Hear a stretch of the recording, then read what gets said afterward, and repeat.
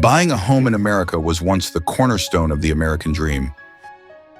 But with home prices now 6 times the median household income, has that dream become just a fantasy for most Americans? Let's start with some history. Back in 1972, the median household income was about $10,000, and the average home price was $29,000. That means homes cost just 3 times the annual income. Today, in 2024, the median home price is over $400,000, while the median income is around $70,000.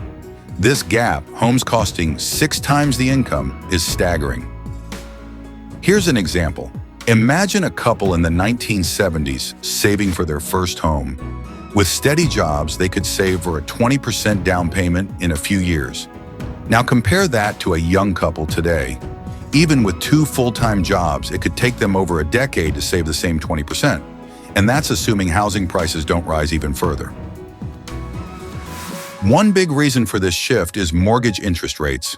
Rates in the 1980s soared to 16%, but back then, homes were much cheaper relative to income. Today, interest rates are climbing again, now around 7%, but on much higher home prices. For example, a $400,000 mortgage at 7% costs nearly $1,000 more per month than at 3%. But why are home prices so high in the first place? Part of the problem is supply.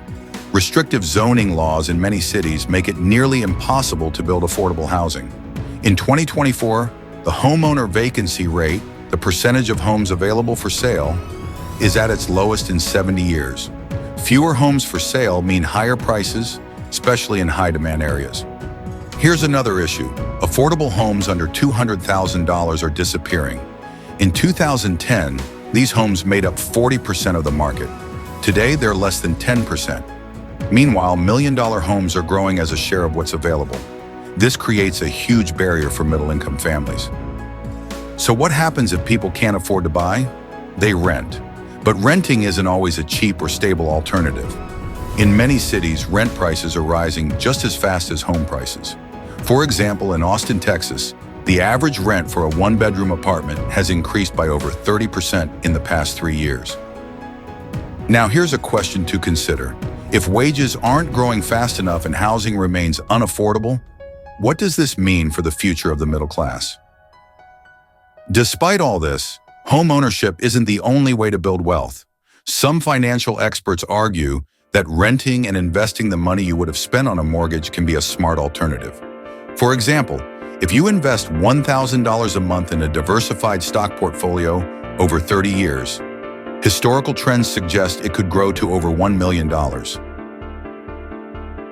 But let's not forget, home ownership isn't just about money. It's about stability, a sense of community, and a place to call your own. For many, those benefits are priceless. So what's the solution? Should cities loosen zoning laws to allow for more housing? Or should we rethink the idea that owning a home is essential to financial stability? What do you think? Is home ownership still worth chasing, or is renting the smarter path forward? Share your thoughts in the comments below, and let's keep the conversation going. Thanks for watching. If you found this video helpful, make sure to like, subscribe, and join us at EconAtlas for more insights into the forces shaping our economy.